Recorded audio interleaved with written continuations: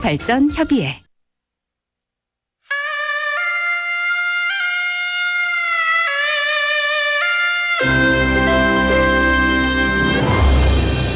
The time is now 7 o'clock.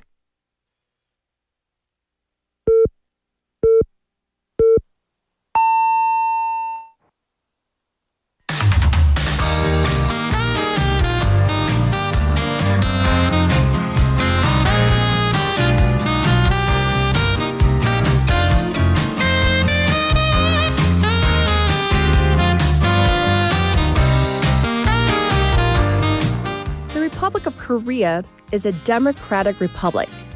That's the first line of the Constitution and the first line of the impeachment ruling. The second line of the Constitution, to paraphrase, says this, that the sovereignty of the country comes from the people. And it was that power of the people that stopped martial law forces on the night of December 3rd and protected democracy on the streets. And it is now time to head toward unity from this time of division of all the cracks in society, and it will again be the power of the people that safeguard democracy. I'm Catherine. This is Morning Wave in Busan on Monday, April 7th on BEFM, 부산영어방송.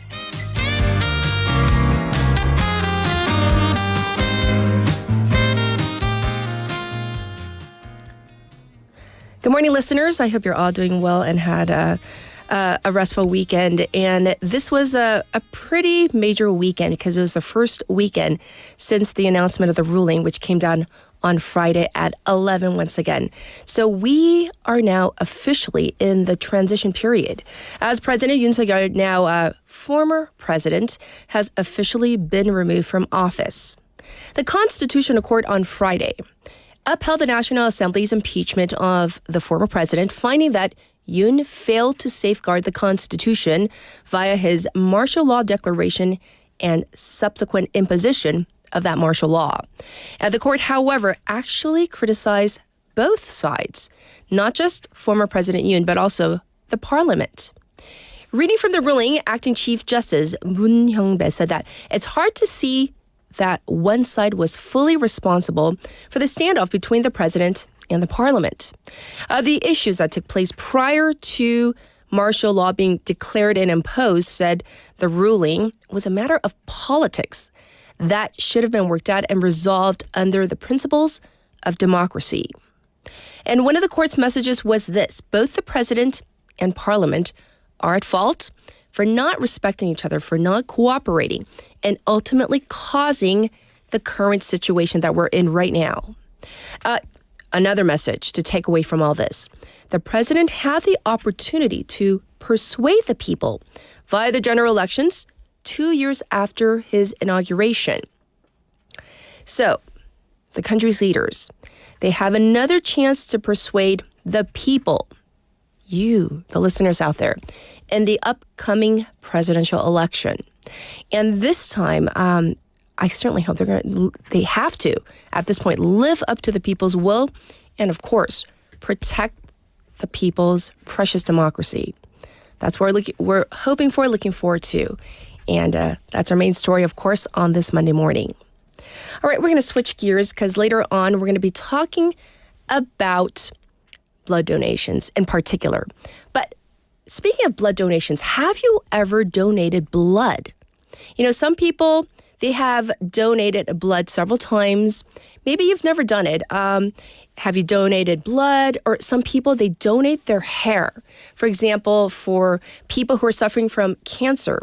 So they grow their hair real long on purpose, and then they go for the big cut, as they say, so their hair can be made into a wig. Maybe you donate your time or money or even talent. So what have you donated? Or maybe you want to donate if possible. 자, 나는 헌혈해 본 적이 있다. Oh, okay, first. But also, 헌혈뿐만 아니라 머리카락 기부, 재능 기부 등 너무 기부할 수 있는 그 opportunities, 기회가 저는 항상 있다고 생각합니다. 그래서 나는 해본 적 있다? 혹은 앞으로 이거는 꼭 해보고 싶다라는 기부. That's what we're talking about. So you can send in your stories. And For me, okay, so real quick, yes, I have donated blood, but not in Korea. I'll be honest. I have donated blood several times in the States, follow the guidelines. That's just one example. And another one that I've told you about several times before is about the, serving at soup kitchens. So soup kitchen in Korean, you would call it a 무료 급식소. 저는 자원봉사 because my parents, we went together as a family for every major holiday. So probably like 4 or 5 times a year, we would do it every year. So those are just 2 little ones. You can share your stories of kibu with us. Send them into BFM's live stream live chat on YouTube. Go to the YouTube platform, type in BEFM 부산영어방송, and you can find our channel to subscribe. Log in and you can chat with other waivers. Also, on your phone, pound 9050 shop 9050. That's going to cost you 101. You can reach me for free through Kakao Talk as well. You can send your messages and photos that way. Also, the ways you can listen to us, 90.5, 103.3 FM on the radio. That's if you're in the Busan area. Like I said, yes, we're streaming live right now on YouTube. You can watch again at your leisure. We have 2 apps, the BEFM app and also the Papang app where you can listen to the wa글와글 segment. It is Monday. We have so much to cover, right? So we have Showbiz Buzz with Michael. We have Business Perspectives. Claire is coming in for that today. So you can look forward to that in hour number 2. For our special interview, we're going to continue our coverage of the impeachment, the court ruling, and what it means because, there were many expectations as to how the court was going to rule. And it was a unanimous decision. So we're going to get into the legal details of this, what this might mean for the near future for Korea, and also just a lot to go over. We have the upcoming presidential election as well. So we're going to speak to our legal expert that's coming up in hour number 2. I'll be back with today's headlines.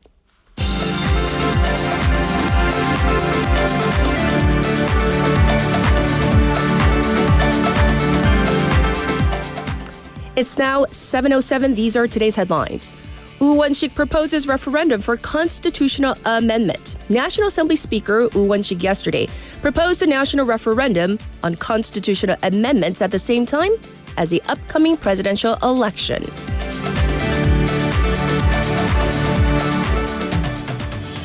Yoon thanks supporters without acceptance message. Former President Yoon Suk-yeol yesterday sent a message to his supporters saying he will always stand by them without an acceptance of the Constitutional Court's decision to uphold his impeachment. Korean student stabbed in random attack in Taiwan. A Korean exchange student was the victim of a random attack, a stabbing attack in Taipei on Saturday local time, and sustained non-life-threatening injuries.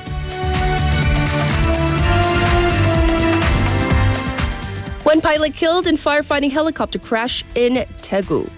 A firefighting helicopter crashed yesterday while battling a wildfire in Daegu, killing the pilot aboard, the fire service said. The pilot was 74 years old with 44 years of experience. Trump admin vows to keep tariffs in place as countries try to negotiate. More than 50 countries have contacted U.S. President Donald Trump to try to negotiate after he announced sweeping tariffs this week. That's according to the White House Economic Council. And these are today's headlines.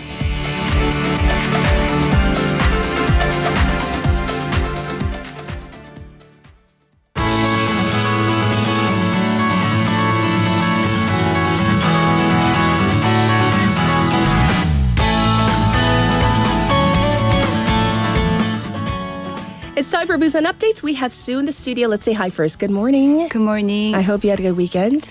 It was all right. Good. Okay, so for our text topic today, we're talking about donations, kibu. So do you have any experience with that? When I came back to Korea, my friend suggested, so I used to donate my blood regularly. Yes. But my mom was so against it. Oh, really? Yeah, I don't Is there a know reason why? I don't know. I think my granny was against it. Okay. But then, I stopped donating my blood.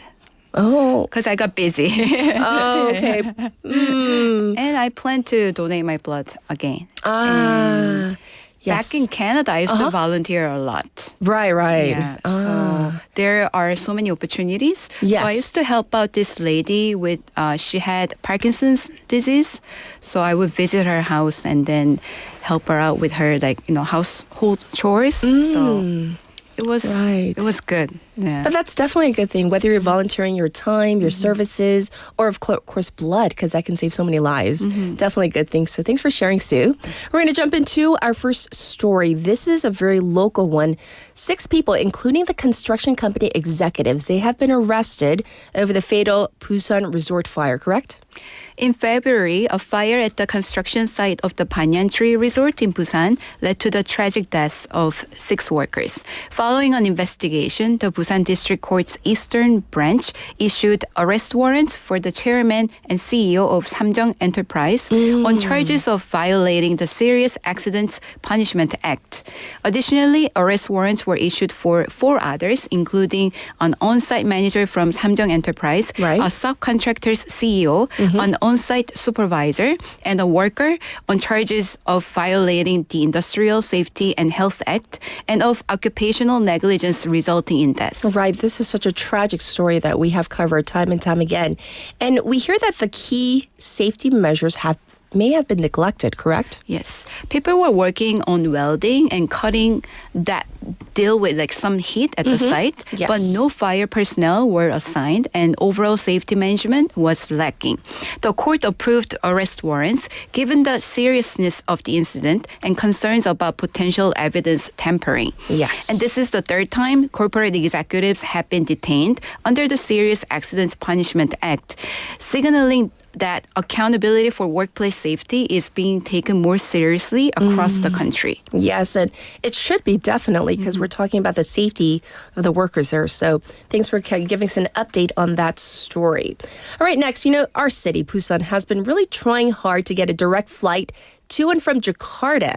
However, airlines, they have not begun flight operations in this regard. Yes. Even though Busan got approval for a direct flight route to Jakarta over a year ago, Yes. airlines like Jinair and Airbusan still haven't started flying it. They didn't even apply for the airport time slots, meaning a designated time allocated for an aircraft to take off or land at an airport. So slots for this summer. So it looks like the route won't open anytime soon. Oh, that's kind of unfortunate because I remember the city putting forth, so much effort to get, this route, right? Yes. They asked the government over 30 times since 2016, and many, businesses and travelers in the Busan area need a direct flight to Jakarta. Right. Right now, people have to go all the way to Incheon or stop over in places like Japan or Hong Kong just to get there. And also a lot of Indonesian workers and seafarers live in Busan. Yes. The government and Indonesia agreed last year to allow direct flights from regional Korean airports to Jakarta and Bali. Jinair and Air Busan were given permission to fly from Busan to Jakarta 7 times a week in total. So the question is this, what's stalling the process? At first, both airlines said they would start flights soon, but after the Korean Air and Asiana merger got approved, they backed off. I see. The airlines said they don't have enough planes right now, and they're focusing on shorter, more profitable routes like Japan. And Air Busan especially has had trouble getting new planes after a fire incident. Now, people are disappointed, especially since the city offered money to support the route. Some say it's strange that both airlines changed their minds and think that they may be adjusting their plans as the airline industry shifts. I see. Nonetheless, unfortunate because our city worked hard to get that route, not in operation. All right, next up, you may hear people saying this, we found our missing tingdingi or something like that after seeing the Busan Fire Department's website. So why? We need an explanation. Yes, 댕댕이 means our puppies, Puppy, right? Yeah. yes. The Busan Fire and Disaster Headquarters announced that it offers Find Your Pet service on its website, providing information on pets rescued through 119 emergency calls.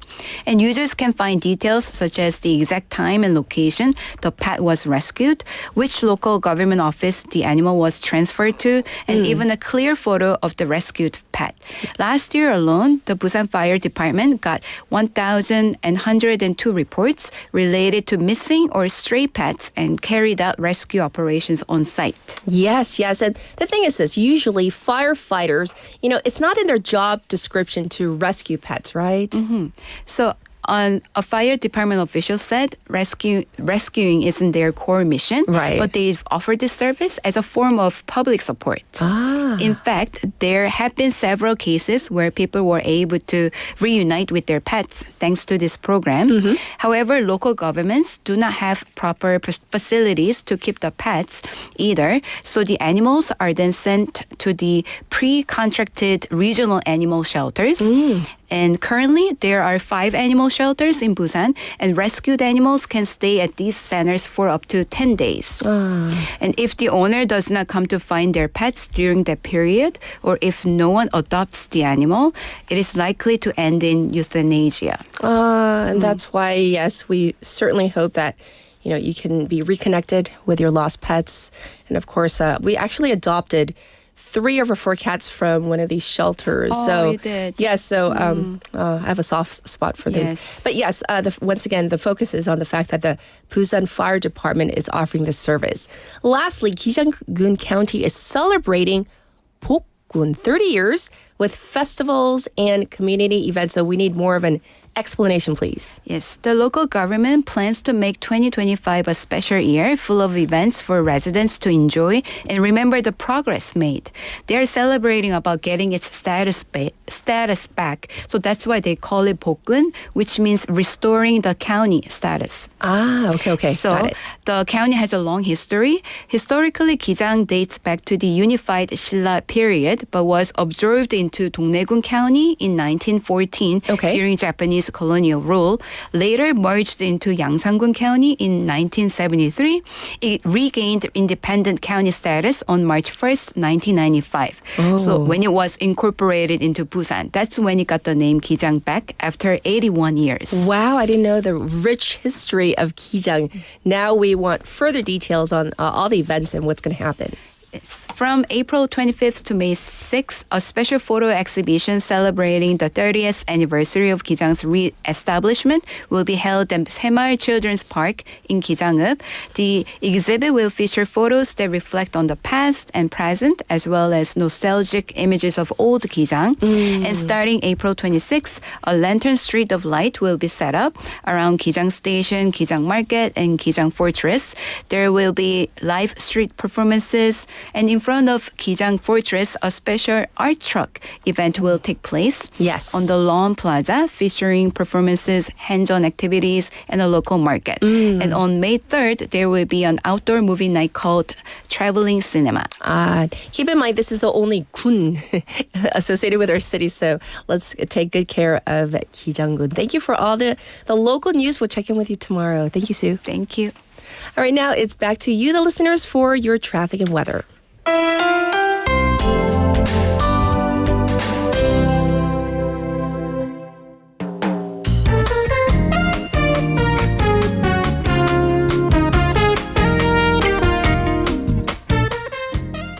It's time for your traffic report. It looks congested right now from the Dongso overpass from Pomnagor ramp to the old Kaegum toll gate.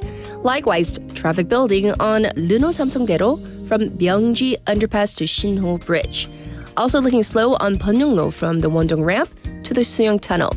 As for the weather, it is currently 10 degrees Celsius. Here in Busan under clear skies, it's going to warm up to 19 degrees during the day.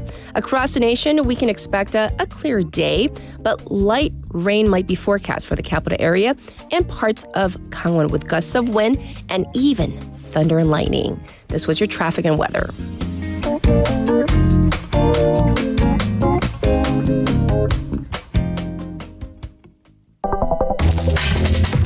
Are you an early bird? Are you up to date on the news? Are you a trendsetter?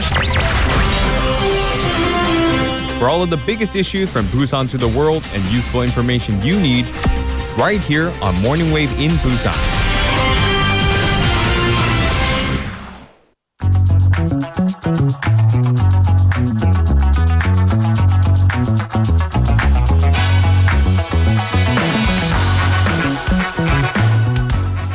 It's time for News Digest. We have Haley here in the studio. Good morning. Good morning. Yay. So we're going to talk about donating donations, blood. Any? Yes. I use not anymore. I think once again, time, and because, this sounds selfish, you can't exercise on the day you donate blood. And I'm trying to exercise at least do it every day. So it's just been a little inconvenient, although once again, not an excuse. But I used to donate fairly regularly. I did too. And then I don't know what the law is now or the rules, but when I first came to Korea, it might be different now. So I'm not using it as an excuse. But in the beginning, I heard that foreigners were not allowed to donate.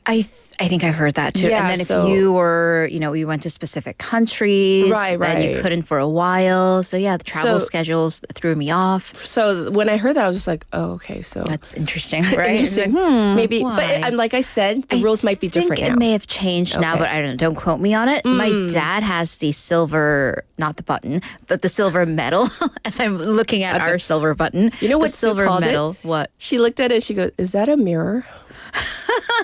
I said, honey, it's a silver button. I like that she doesn't know because she's not hooked onto the tube as I am. Right. So, and then I do mostly like money funds. I do like a regular, donation to a set number of charities. So hoping to expand that for sure. And we have additional information. So regarding the blood donation, apparently now if you have lived or resided in Korea for over a year, you're eligible. That's good, right? That's good. And then you have to be able to communicate in Korean because, they give you instructions. And then they have to follow check, right, and they do the weight check and, your iron check. To make sure you're healthy. And, of course, in terms of any type of documentation that you do reside in Korea. I see. So those are the 3 prerequisites. So now we know. There we go. No excuses. We're going to jump into our first story, obviously about the former president now,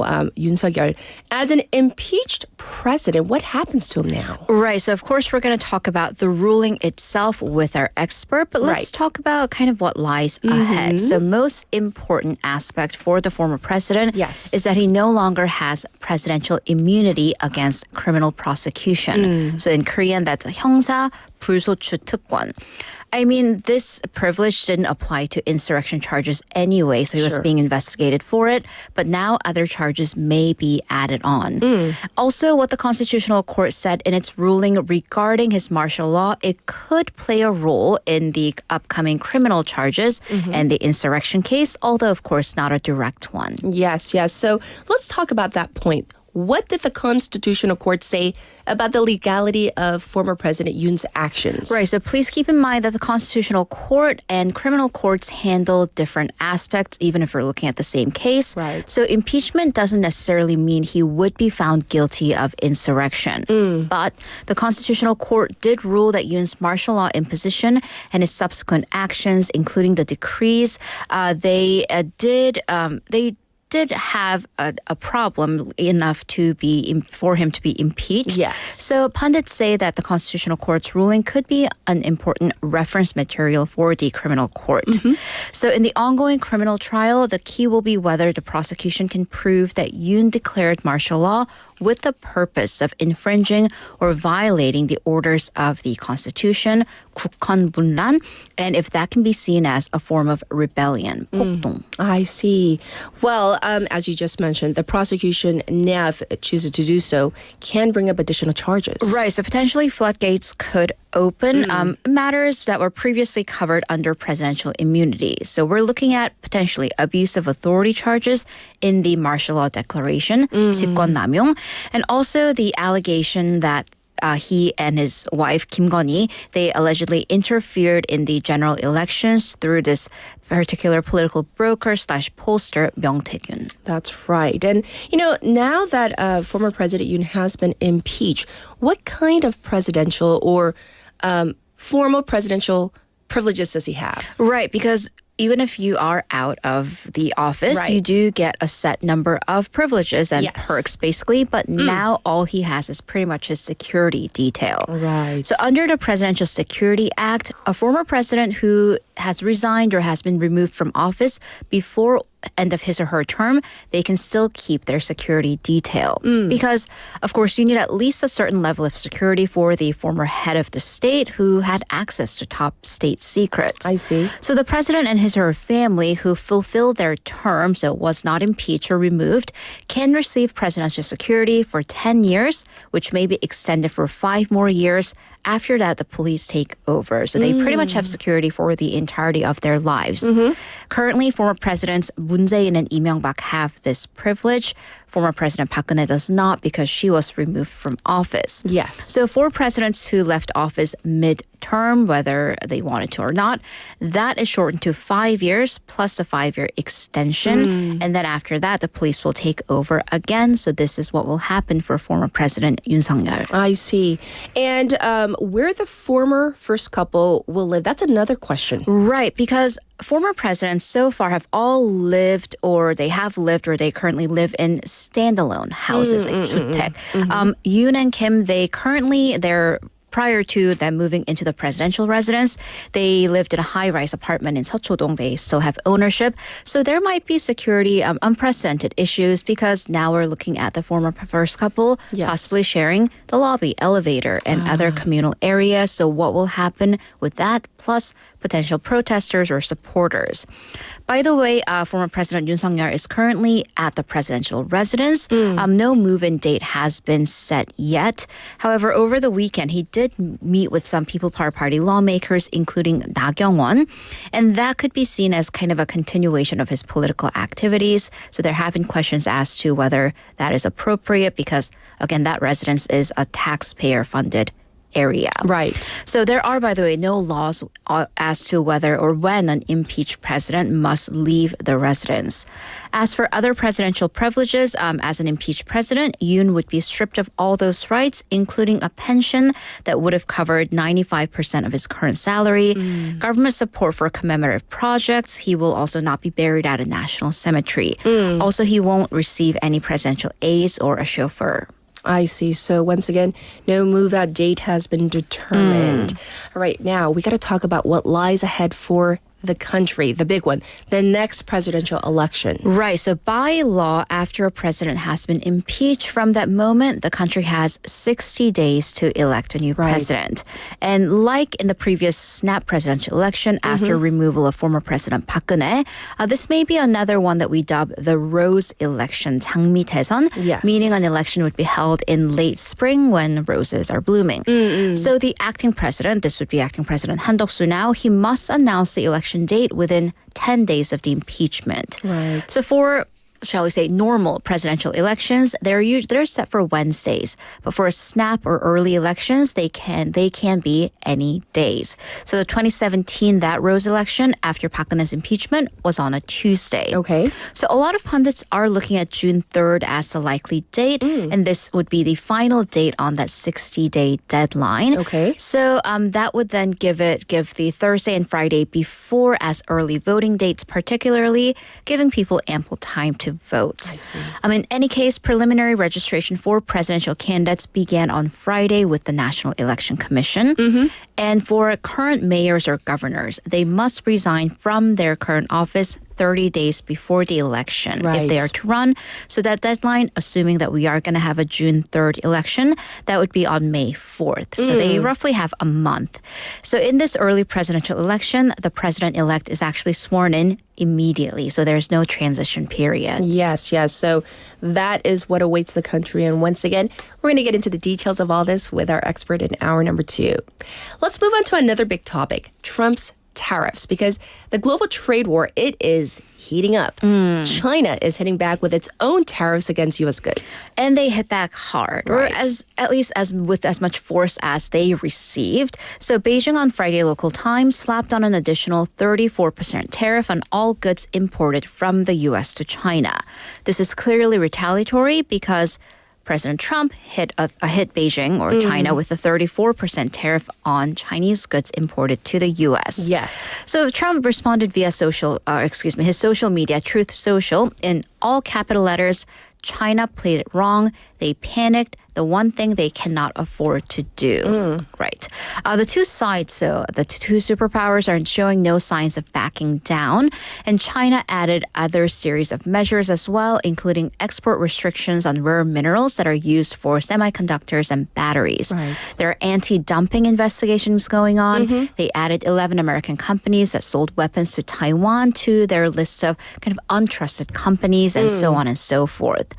But one notable exception is TikTok, because President Trump gave the social media platform, which is owned by a Chinese company, ByteDance, another extension, more time to find a new owner, because they were supposed to shut down after this first 75-day extension. Right. In any case, pundits say that the trade war could reset the diplomatic relations between Washington and Beijing. Notably, there had been, or maybe still are, talks of a summit between Trump and Chinese President Xi Jinping, maybe potentially set for this June. However, that could be delayed and maybe even delayed indefinitely in light of these events. Yeah, so much going on here domestically and around the world. Thanks for covering all the news. We'll check in with you in hour number 2. Thank you, Haley. See you in a bit. All right, and we are going to take a little breather here. So here is 그땐 by Supreme Team.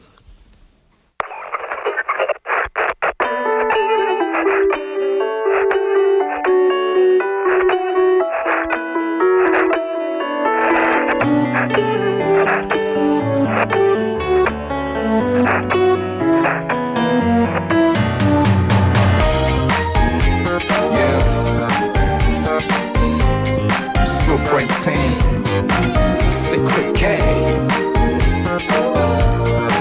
Brown Eye Soul. I miss you, baby. 내가 잘못했어 그 지겨운 말 억지로 널 붙잡고 흐느껴 난 내 진심은 닳아버렸어 그런 순간들을 모면하는 법까지 연기일 수밖에 물론 넌 그런 나를 알고 있었기에 얼굴 붉히는 일 없이 더 이상 기회는 없을 거라고 단정하며 오히려 차분하게 날 떠났어 그땐 지쳐있었어 나의 너를 안아주기엔 자격조차 없었거든 사랑보단 안정감이 더 커서 마음만 아슬하게 걸쳐있었을 뿐 아름다운 너에게 난 상처가 되기 싫었어 나쁜 놈으로 남기 싫었어 끝내는 되돌릴 방법 하나 생각 못하고 너를 그냥 보냈잖아 나를 녹여주던 너의 그 눈물도 이젠 내 마음을 얼게 하네 빛을 담고 있던 너의 그 미소도 졸린 내 눈에 가리워지네 정말 답답해 왜 이런 건지 그때 좋았었는데 정말 비참해 내 앞에 너를 그땐 사랑했는데 깨끗이 있는 법 상처 다 안 문 척 이제는 진짜 새로운 만남 시작해도 되는 때라고 말은 안 감았네 맘 같지 않아 어차피 사랑이란 게 다 애들 장난 같은 거란 말하면 날 억지로 위로해 그래 이 꼴엔 그런 구창도 필요해 똑같은 곳에서 일하고 똑같은 침대에서 잠을 자고 예전과 다를 것 없이 지냈지만 딱 한 가지가 다르지 더 그럴듯한 변명거리나 날 미치도록 몰두하게 한 일들이 뭐가 있을까 어떻게 텅 비어버린 날 채울까 나를 녹여주던 너의 그 눈물도 이젠 내 마음을 얼게 하네 빛을 담고 있던 너의 그 미소도 졸린 내 눈에 가리워지네 정말 답답해 왜 이런 건지 그때 좋았었는데 정말 비참해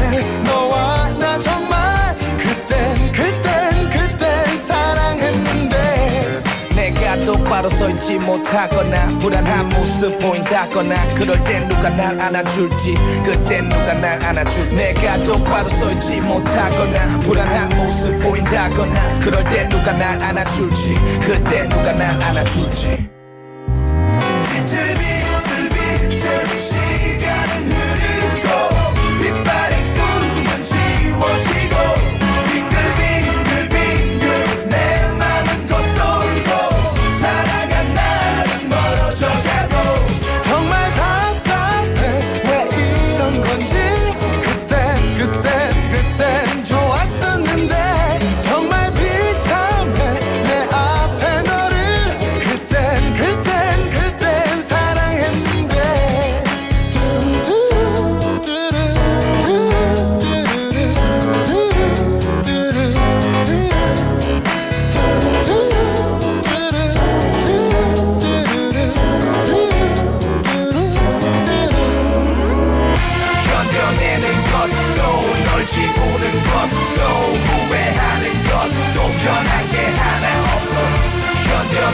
것도 널 지우는 것도 후회하는 것도 변한 게 하나 없어 견뎌내는 것도 널 지우는 것도 후회하는 것도 변한 게 하나 없어 견뎌내는 것도 널 지우는 것도 후회하는 것도 변한 게 하나 없어. All right, listeners, welcome back. I was reading some of your messages. Today we're talking about 기부, donations, and it can be such a wide array of things. For example, blood, hair, time and talent, though. I think this is something that's often overlooked, right? I do a little bit of mentoring for 2 kids who can't afford English tutoring or lessons, but this is not a cliche. I get so much more back from teaching them, and they're always so bright-eyed and bushy-tailed, and they're always like cat teacher, and it's a lovely relationship that I've developed with these 2 kids. So I'm kind of in love with them. I would adopt them if I could, but I have too many of my own. But let me read some of your messages. Michael, who says 전 Red Cross에 50 times 금장 50번을 헌혈이 있습니다. 와우. 고등학생 때 친구 따라 시작했다가 금장까지 받긴 했죠. 요즘은 몸이 많이 아프고 나서 쉬고 있지만 언젠간 다시 시작하고 싶네요.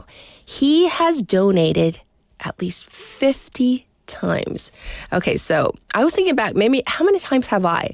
It was always in the States, so I would probably say over a dozen times, but 50 times? That's just amazing. I applaud you. We also have Layla who says 대학생 때 헌혈. So she also gave blood when she was a college student. 졸업하고는 아픈 아이를 돕고 성금 모으는 공연팀에서 보컬로 잠시 있었고 너무 멋지다. You're so 멋있어요. So after she was the lead vocal of a band, and they actually raised money for a child that was sick. And after she had her son, 심장병 어린이를 후원하는 피트니스 대회 비키니 선수 나간 적이 있습니다. So it was for a charitable cause. She went out for a fitness bikini contest, and she got second place. 몇 등 하는 게 진짜 그게 문제가 아니라, wow, the fact that you're doing this for a good cause and that you have that courage. I am so girl crushing on you right now. All right, so for now we're going to get to Kat's pick.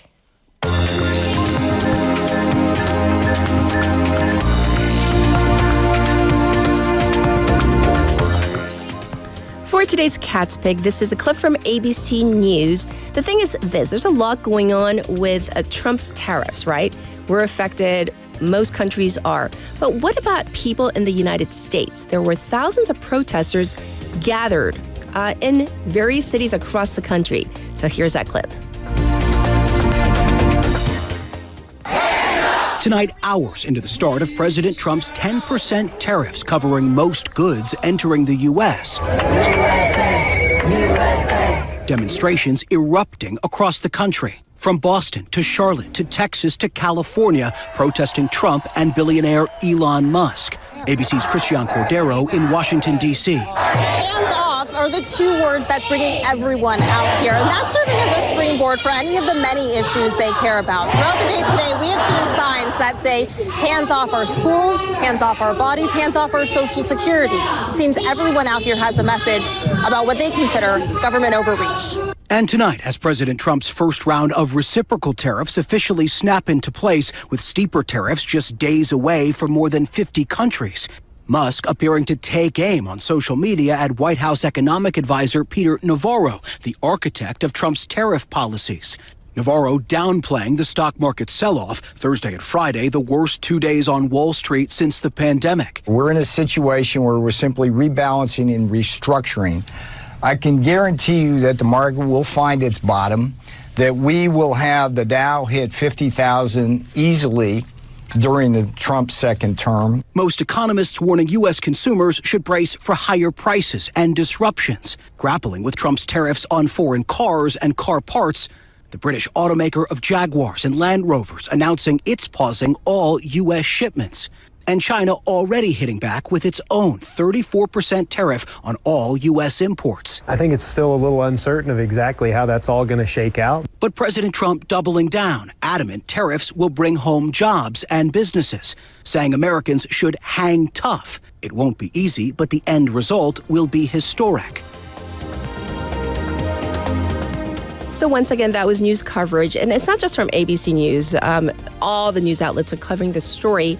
And hence we are as well as, yes, there are people that absolutely support Trump, but there are also thousands of protesters that gathered across not just the U.S., but around the world as well in certain cities to protest against what they feel is unfair. This was Cat's Pick for today.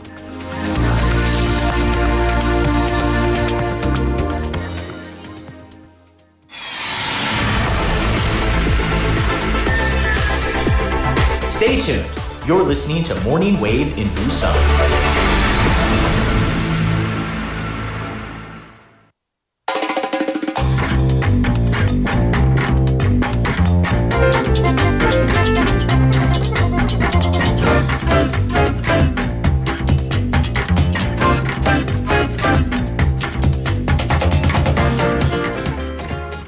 It's time for Showbiz Buzz. We have Michael here. Good morning. Good morning. I hope you had a restful weekend. Yes, I did. Good. Hey, today we're talking about kibu. Kibu. Donations. Donations. So whether it's time, money, talent, blood, hair, any of the above? Donations. Yeah, I do a lot of, like those 재능 기부. Important. Yeah, because I'm a music Donating making your guy. talent, yes. So yeah, I would go to these like 복지관. And I think in Busan there's a lot of 복지관s here. And what you do is you go, and I work with like those puppeteers. Oh, like who make like little puppets, and then I would make music and like a short drama, like audio drama, so that the puppets can like play along the song or something like that. So I've been doing that for like the past 5 to 6 years, and without a single charge, because that's not important. Money is not important, and it's always nice to meet with people at 복지관 because they're amazing. They're sweetest people on earth, and there's so many things to learn as a person if you go there. So I used to go. My mom used to force me, and I've said this before. She used to like force me because a flute is like portable, right? A flute, yeah. Yeah, so she would force me when every month we would go, and then I started connecting with some of the people in the nursing home. And then the saddest one day is like I got attached to a certain 할머니.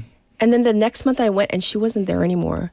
And I remember just bawling my eyes out. Yeah. Saying, I shouldn't have complained. I should have just done it. Yeah, I mean, that happens a lot if you go to like... Regrets. do these stuff at 복지관s. But, you just keep going back there, you know what I mean? Because you realize the value. The value. And it's not just to them. It's more, like you get so much Yes, exactly. You learn you grow. Yes. Yeah. All right, we're going to jump into our first bit of Showbiz Buzz. What do you have for us? Yes, so first news. K-pop powerhouse HYBE will collaborate with the popular YouTube channel Alan's Universe to create a new K-pop group. HYBE said Friday. Okay. HYBE America has recently signed a partnership with Alan Chicken Chow, the channel's producer, to set up a new label. HYBE America X AU, short for Alan's Universe. Okay. Alan's Universe is a mega popular YouTube channel with nearly 90 million subscribers. Wow. It features a high school drama series centered on love, friendship, and coming-of-age themes. The label will produce content that blends web drama and music. Chow will serve as executive producer and co-CEO alongside James Shin, president of HYBE America's film and television division, and Scooter Braun, CEO of HYBE America. The label will host a global audition for applicants aged 18 to 28 to form the group. Anyone can participate by uploading a video showcasing their singing or dancing on YouTube Shorts using the hashtag HYBE America X AU. I see. The new group will make its debut through an original series on the channel. I was thinking of maybe posting a video myself. Oh, really? Maybe I'm too Really? late for the high school drama, but 진짜? 정말? I could appear as like one of those teachers there, right? Oh, yeah. The grumpy teachers, you know? Yeah, I was going to say, like, as a performer. No, I mean, you are an amazing performer, by the way. But, like, I was just thinking, like, when we think of, like, these types of K-pop groups, you know, on the younger side, right? So, yes. We're going to move on to our next item. Yes. Which is? On a more serious note, though, Yes. So we all remember him by Ganbu 할아버지 back in Squid Game season 1. Prosecutors recently requested a 1-year prison sentence for actor Oh Young-soo, who's 81 years old, during the appeal trial of his indecent assault case on Thursday, repeating the sentence they sought in the first trial. Okay. So we've been, following this news for a while, and this trial has been going on for some time. Yes.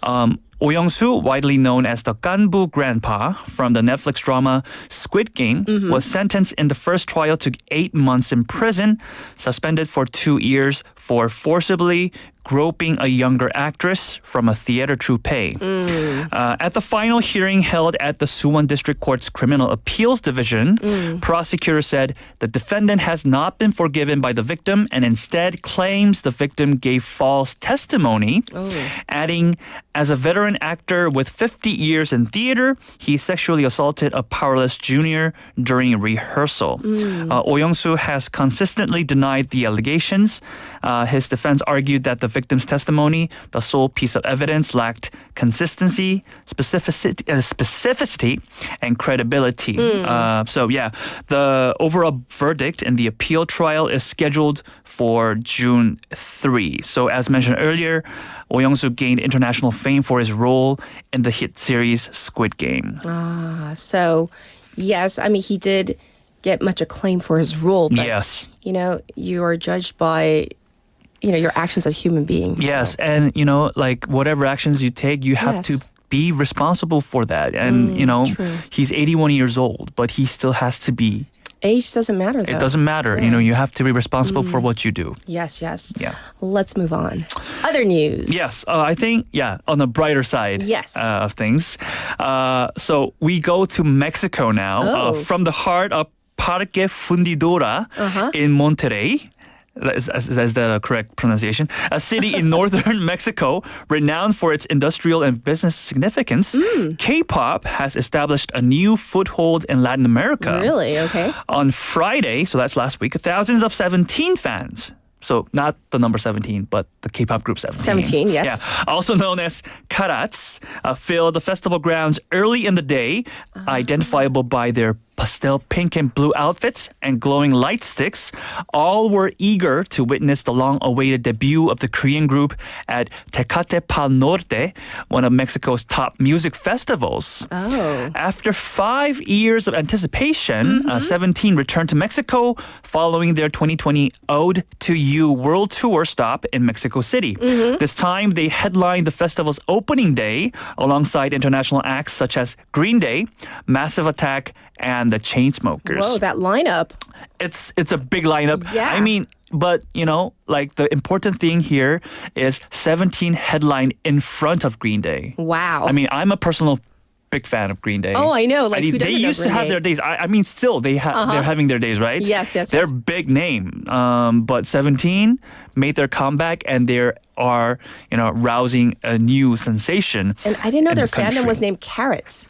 Karats, yeah. Carrots, Carat. Yes, exactly. Yes. Yeah. So, big fandom in Mexico apparently. And Tecate Pal Norte, is the largest music festival in northern Mexico, and it has previously hosted global icons like The Killers, Foo Fighters, my favorite, Blink-182, and Billie Eilish. Oh, wow. With over 100,000 attendees per day, the 2024 edition ranked 15th and the third highest grossing among music festivals in Billboard's top box scores worldwide. Wow. 17's presence marked a milestone not only for the group, but also for K-pop's ongoing expansion into global music festivals.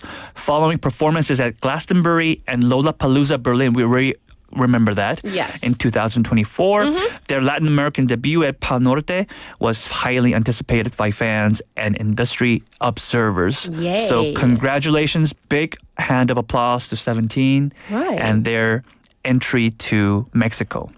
I mean, we hear it, like, you know how K-pop is so popular in other countries, but like this is like a real feel gauge of how popular they are. And I have to say, 17, they make great songs. Yeah. Very catchy. That's very, true, very right? catchy. Right? Yes, yes. Yeah. All right, we have time for another story. Okay. I guess one more. I think this has been going for a while. Yes. Okay.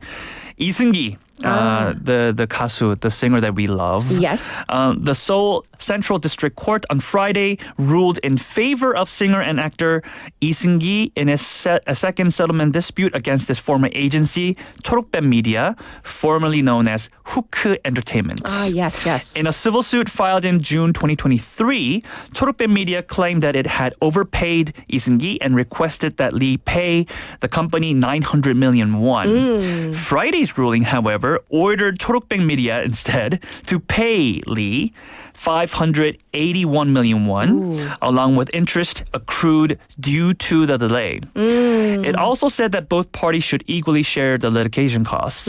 So this case goes all the way back to 2022, when Lee Seung-gi claimed he had not received any settlements for his music streaming revenue for 18 years under 초록뱀 Media. He sent a legal notice demanding the settlement of unpaid earnings. So just, long story short, Hook Entertainment, now 초록뱀 Media, had to pay the unpaid revenues to Lee Seung-gi, and it's still ongoing because the sum of it is so large. How big? So the unpaid earnings amounted to 9.6 billion won. Yes. He only received around 5 billion won. So he still have around, 3 to 4 billion won left to be received. So I see. A lot of money. But 초록뱀 Media made a unnecessary decision to appeal, and now they have to pay more. That's the gist of it. Yeah. Yes. Well, we're going to end it on that note. Is there anything else you want to share? Do have one more? Real time? short. Okay, real short. HYBE donated 1 billion won for restoration of national heritage damaged in wildfires. So K-pop powerhouse HYBE has donated 1 billion won to support the restoration of cultural heritage damaged in South Korea's worst wildfires to date, the company announced Wednesday.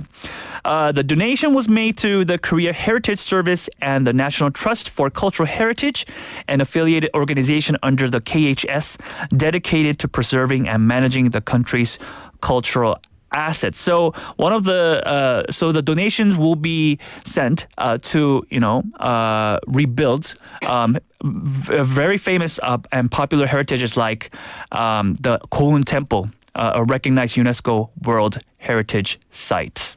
Yes. So we're going to end it on that note, and I'm okay. I have water. A little cough came up. This is what happens. She's been coughing for I'm fine.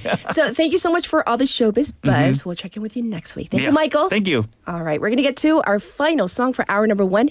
Here it is, 파이팅해야지. This is by 부석순, and this is featuring 이영지. Enjoy. I'll be back at 8.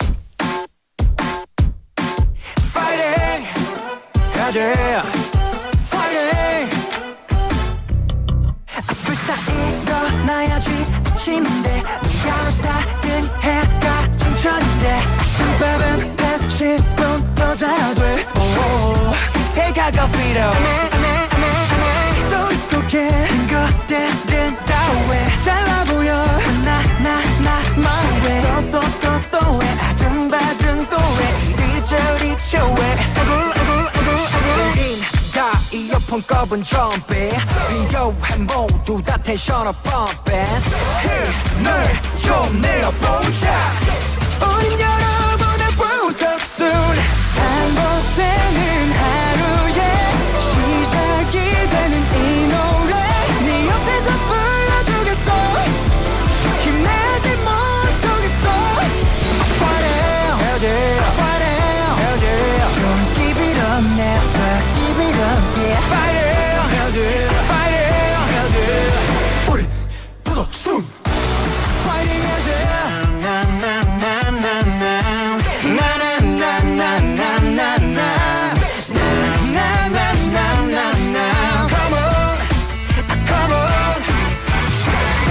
속에 친구들은 다 왜 잘나 보여 나만 왜 또 왜 아둥바둥 또 왜 이리저리 저왜 다 이어폰 꺼본 좀비 비교한 모두 다 텐션업 펌핑 힘을 좀 내어보자 우리 여러분의 분석순 반복되는 하루에 시작이 되는 이 노래 네 옆에서 불러주겠어 힘내야지 못하겠어 Fighting Don't give it up now Don't give it up yeah Fighting Okay 모닝 카페인은 디카페인 일찍 일어나니 기분 뭐같지 철없이 부재중 전화 제끼고 dance With my laziness 부분 등 발다리 전부 다 팬이 Ooh I feel like I'm 17 이런도 못해만 되는 불행과 같이 살기에는 내 시간이 너무 아깝지 man Y'all gon' deserve it Unfortunate is unnecessary 다시피 인생은 원래 그지 같아 그러니 조금만 힘을 내 구겨진 인생의 연주반에 우린 비운의 베이베인 차분히 다 막장을 연주해 We got plenty more pages left to play 올라갔다 내려가는 주식같이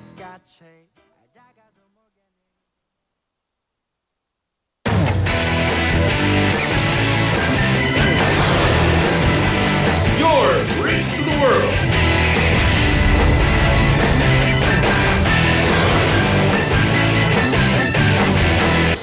BEFM 부산영어방송.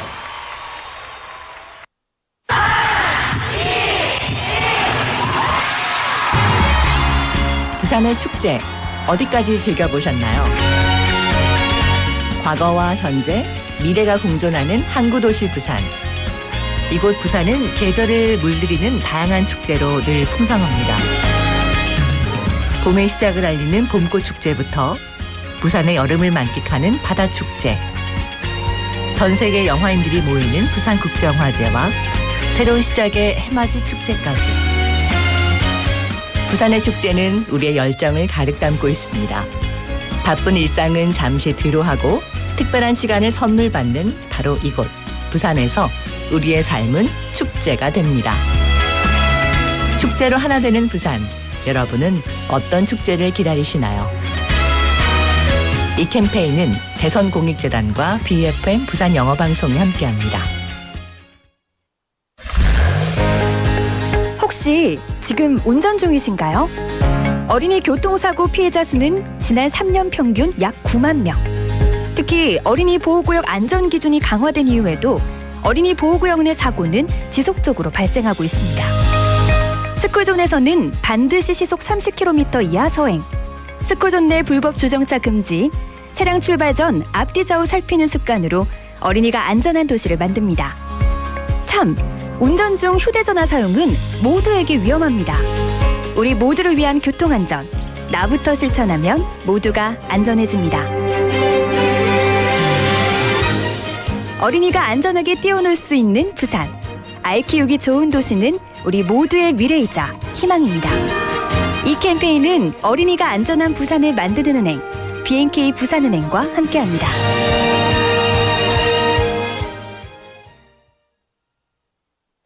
The weather is so nice today. I'm sure this won't be a big deal. A 3-second long lapse in judgment can burn up an entire mountain, which will take 100 years to recover. We can protect these lush forests if you follow these guidelines. First, do not bring flammable materials to the mountains. Second, do not cook or camp in the mountains. Third, do not litter cigarette butts. Your small actions are the first step towards protecting the beautiful forest. This campaign is brought to you by BEFM 부산영어방송.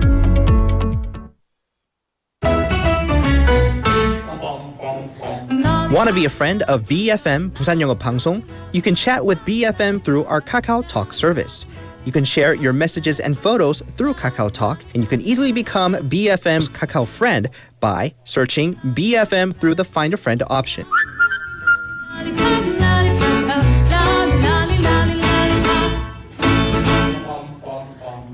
Come share and chat with us at BFM anytime, anywhere for free. Don't forget to add BFM 부산영어방송 to your Kakao friends list. haven't got a chance. I call him.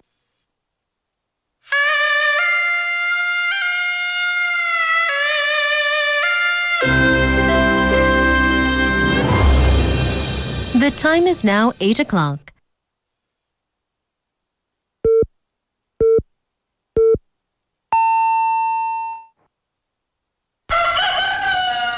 Good morning, Dynamic Busan.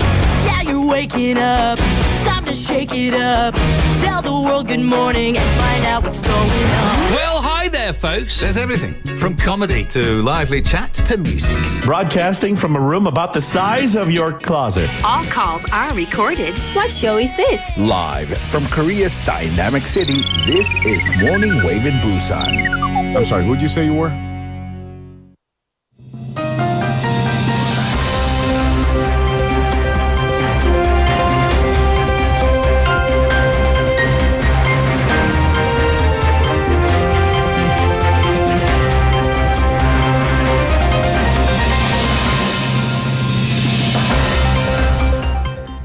It is now 8 o'clock. This is News Highlights. Woo Won-sik proposes referendum for constitutional amendment. National Assembly Speaker Woo Won-sik yesterday proposed a national referendum on constitutional amendments at the same time as the upcoming presidential election. Emphasizing the need to reform the country's power structure, Woo suggested reforming the country's imperial presidential system and winner-takes-all political framework. The speaker urged parties to work toward an agreement prior to the election via a special parliamentary committee, adding that any incomplete amendments could be revisited during the local elections scheduled for next year. The Democratic Party, DP in the meantime, called on acting President Han Duck-soo to swiftly announce the snap election date.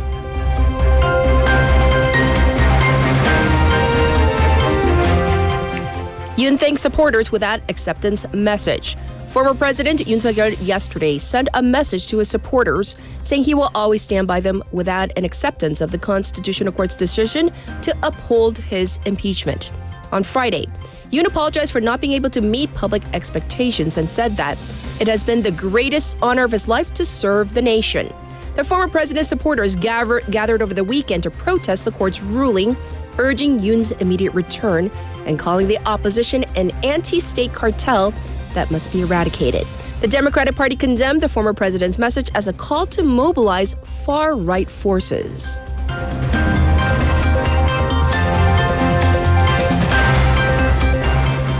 Korean student stabbed in random attack in Taiwan. A Korean exchange student was made the victim of a random stabbing attack in Taipei on Saturday local time and sustained non-life-threatening injuries.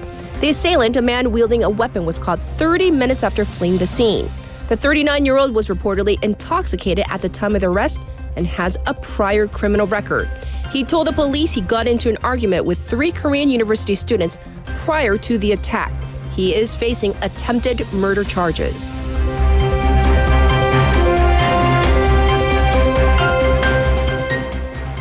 One pilot killed in firefighting helicopter crash in Daegu. A firefighting helicopter crashed yesterday while battling a wildfire in Daegu, killing the pilot aboard, the fire service said. The pilot was 74 years old with 44 years of experience. The helicopter in question was chartered from the city's Donggu district office, a Bell 206-liter model that's 44 years old. The crash comes 11 days after a firefighting helicopter crashed in Uiseong, Gyeongbuk province, killing the pilot on board. Witnesses say that the tail propeller got caught in a part of a greenhouse. The police and the relevant authorities will conduct a joint inspection of the scene today.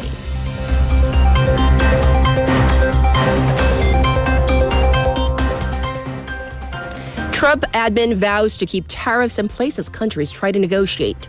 More than 50 countries have contacted U.S. President Donald Trump to try to negotiate after he announced sweeping tariffs this week, according to the White House Economic Council.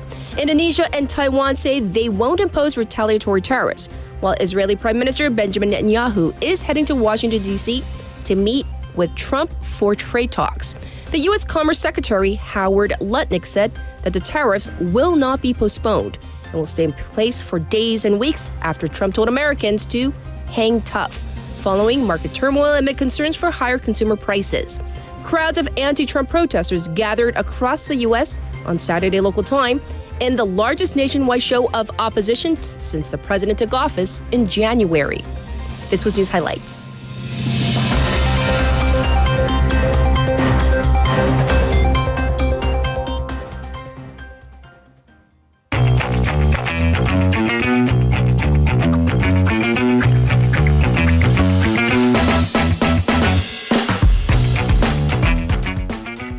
It's time for Wa글. Haley's back. Good morning again. Yes. I am so inspired by our listeners. I knew they're incredible people. Yes. But I have double, triple confirmation. Souvenir. 저는 오늘 자차 출근 중입니다. And then her text topic, the response his, is that 헌혈 29번 했대요. One away from your silver medal. Oh my gosh, incredible. Well done. So also, he's a fan of my dancing. He always tells me to dance when they're... Well, as I'm hearing an echo, the studio ghost saying, fan? I don't know. He always encourages me. He's like, hey, it's dance time. Fan is a very loose term. I'm a little delulu. But No. Yeah. You're such a demure dancer. Our favorite word. Thank you. We're going to milk that demure. I think so too. Yes. All right, we're going to jump into our first story. There was a joint police crackdown against child pornography, including South Korea. Well, terrible news. Yes. There's this out in the world. Good news, hundreds have been caught. So at least those people are off the street. So the National Office of Investigation, the NOI, said that it conducted a joint international crackdown against child pornography. Apprehended 435 suspects from 6 different countries. Right. So this operation spanned South Korea, Japan, Thailand, Malaysia, Singapore, and Hong Kong across 5 weeks. South Korea, because it led the investigation, it apprehended the vast majority of the suspects, 374, 258 of whom were caught in possession or viewing child abuse material. 74 of them were content producers, 42 involved in distribution. 13 have been arrested. Majority of them were apparently teenagers or people in their 20s, so young people. And suspects allegedly received lewd photos of their victims by blackmailing them or use deepfake technology to produce the content. Hong Kong police, they've apprehended 7 people, including a teenage boy who took and this is disturbing, intimate photos of his younger sister. Oh my gosh. Japanese authorities caught 11 people on charges of child prostitution and violating child pornography laws, according to local news. So an official from the South Korean Investigation Office said that these crimes, they cause irreparable harm to the victims and who are children, and require a strong international response, especially in this day and age as digital exploitation, it transcends borders. And these are immediate and very far spreading, and they vow to expand this international cooperation. I mean, the cooperation is good, but the fact that we have to do it for something like this. Right. Yes. Let's move on. We're going to touch on an issue from Friday's Constitutional Court ruling, the announcement. So how did the schools handle this major moment? Because there was a lot going on that day. Right. So this ruling, it started at 11 o'clock. Right. The actual verdict came down at 11:22 a.m., which is in the middle of the school day and the work day. So a lot of offices were tuned in. So what did schools do? And I want to ask our waivers who they have children, or some of them actually do work in schools as well. Like, what did you guys do? What did they do on Fridays? So pundits and some educators say that the verdict announcement was a living moment, a very important piece of history being made, and its kind of textbook comes to life. So of the 17 metropolitan cities and provinces in the country, 10 of their education offices actually sent official notices to the schools recommending that they watch the verdict live. Okay. However, that's a recommendation. So in reality, what happened in schools was split. So some schools and the teachers, depending on what they did in class, they had the students watch the verdict regardless of their education office's recommendations. Other schools didn't, and the reasons vary. Number one, some were kind of afraid that the parents may submit complaints to the school board or the office on how watching the verdict may violate political neutrality. Although the verdict could have fallen either way. So, right. Others have different reasons, one of them being academia. So some students, I asked one middle schooler I know, they had listening tests, like 듣기평가 exams going on, so they couldn't. I see. Apparently it's 수행평가 season, so like school project season. So they were kind of rushed for time anyway, so they couldn't. So a spokesperson for the Korean Teachers and Educational Workers Union said that the Education Ministry apparently sent notices prior telling teachers to not violate educational neutrality rather than encouraging this lesson in democracy, and called for legal protection of the teachers' rights to plan and execute their own lessons. So I did my own informal survey. So my youngest in high school, her teacher turned it on, and during that time, middle schooler niece turned it on. Elementary school nephew, no. Which, you know, elementary school, that might be a very lengthy and difficult decision. He's in third grade, so I don't know how much of it he would understand what's going on. Because you do have to explain that in black and white terms for them, and that might not be so easy. Right. Well, thank you for going over that facet of the decision. We're going to move on and talk about something that is closely tied in exactly with our text topic, blood donation. Hanya, which has been declining apparently year after year. Right, and we maybe it could be inspired by Souvenir Nim and Michael Kim Nim. Yes. But the Korea Red Cross and Statistics Korea said last year there was a total of 2.85 million cases of blood donation. It is recovering from that dip we saw in COVID-19.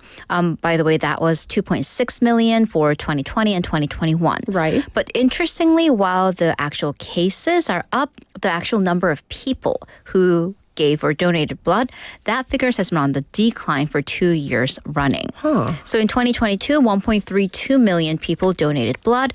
Last year, that went down to 1.3 million. So that means that people donated just simple math, at least twice for us to get to this figure of 2.85 million cases. Okay. And by the way, 1.3 million people, blood donors, the lowest we've seen since record taking began in 2005. And this is a decline of 25% just compared to a decade ago. Sure. So who can donate blood and how? People between the ages of 16 and 69. And of the eligible population, only 3.27% have donated blood. And multiple donors, that means, once again, throwing it back to some of our listeners, they're kind of keeping the blood bank flowing. Yes. We need to know. Right. Why are the numbers dipping? You and I gave our own reasons, right? But let's actually look at the age demographic. Okay. So the biggest donor group is apparently people in their 20s, young people, followed by teens. So they are accounting for 35% and 19% respectively. However, if we look at that age group across the years, who do we have, fewer and fewer people of? Teenagers, young people, because of the low birth rate. And then also different, so by the way, by how much, we're looking at blood donation in the teens and 20s, decreasing by a large margin, half for teens. Because most importantly, blood donation used to be it counts as volunteer hours. And then to get for your college applications or even to graduate high school, you needed a set number of volunteer hours. Sure. Apparently that's changed. Apparently these volunteer activities no longer are reflected onto college admissions. So that's kind of drawn back a significant portion of at least that teenage group. Yeah, that demographic.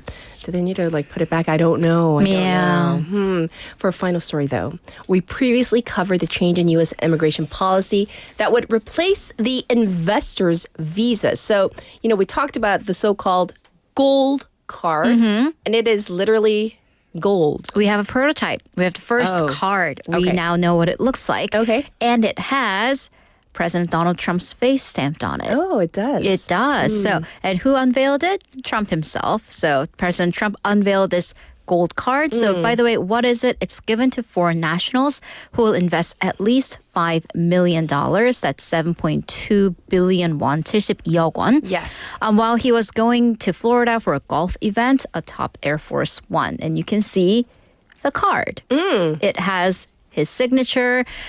So he told reporters that the card would be out in less than 2 weeks. Okay. But he didn't really provide details of how people can obtain the cards, where they will be available for sale. Is it immediately given to you once you invest $5 million? Or do you have to pay, is it like, investment plus? You have to pay extra to get the card. Logistics, not clear. Right.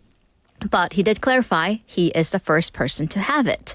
So the card, as you can see, is gold. You see Trump's face on it with the letters, the Trump card. It's surrounded in a little circle of stars with the Statue of Liberty in the background. So the gold card program, it's a part of the broader effort by the Trump administration to replace the existing 투자이민, the investment immigration visa, the EB-5, because the criticism from some has been it's too small of an amount to get a green card. Yes. You have to have a business that employs at least 10 people in your area. Right. In any case, in March, Commerce Secretary Howard Lutnick claimed that there have been 1,000 gold cards sold and $5 billion made in just a single day. I see. Very interesting that the prototype is out. And so maybe we'll get details on who qualifies. Right. We'll report that to you. But thank you for all the Woggly news, and we'll check in with you tomorrow. Thank you, Haley. Have a great day. All right, everybody. Now it's back to you, the listeners, for our updated traffic and weather.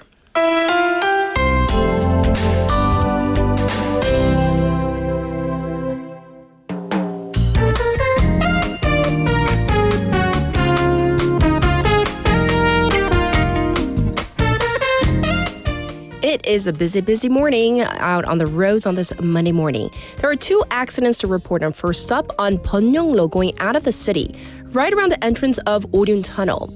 There's another accident on Gwanmun-daero going towards Baegang Tunnel at the end of the Gaya overpass. It looks congested from Jungwang-daero from Sojongcheon intersection to Bugok intersection. There's also traffic building on Haeundaero from Songjong-Eogwi intersection to Songjong three-way intersection. Also looking slow on Yeonsuro from Suyeong to Mangmi intersection. As for the weather, it's currently 13 degrees Celsius here in Busan under clear skies. It's going to go up to 19 degrees today. Elsewhere in the country, you might expect some light rain for the capital area and parts of Gangwon, with gusts of wind and even thunder and lightning. For the most part, in other parts, it looks clear today. This was your traffic and weather.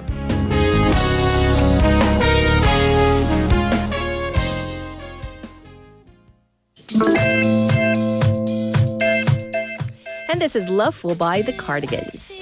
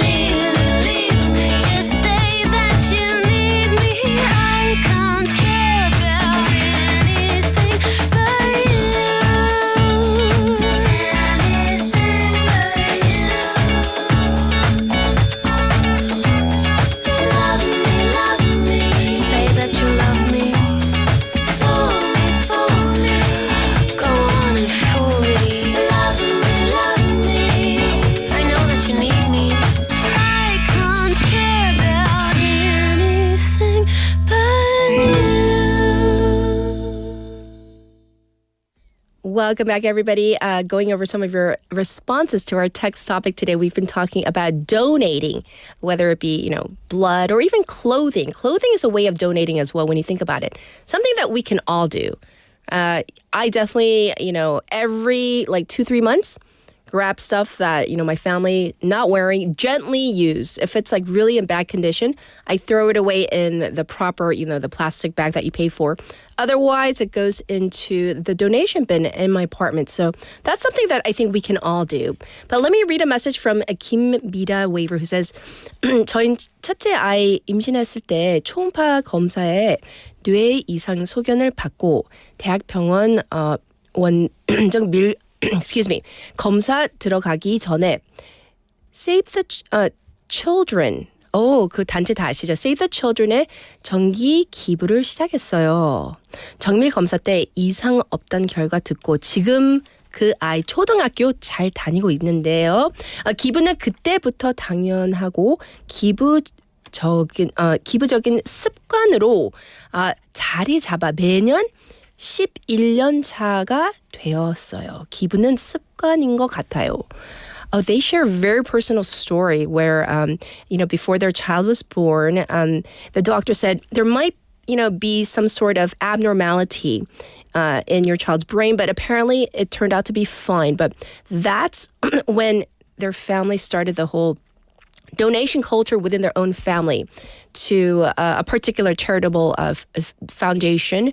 And they've been every year for 11 years giving to this charity. And she wants us to know that, their child is fine and doing really well, thriving in elementary school. So thank you for sharing such a personal story. Tommy's saying he donates blood 3 times a year, but at the end he also said it might be a little difficult because he goes on frequent business trips. So, when you leave the country and you come back, there are rules that you got to follow in order to donate blood. Benny also saying, I donate to a charity for typhoon victims in his country, the Philippines. So thank you for sharing your donation stories with us. And now we're going to get into our special interview and experts' take on the court upholding former President Yoon Suk-yeol's impeachment.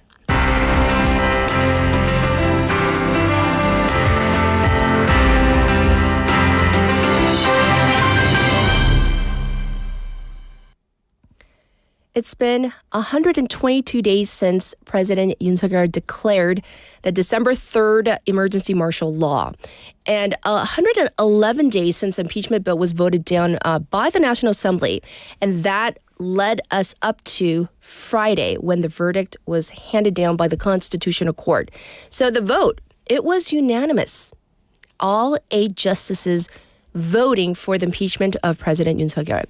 And the decision cited his declaration of martial law and use of military force as serious violation of the Constitution.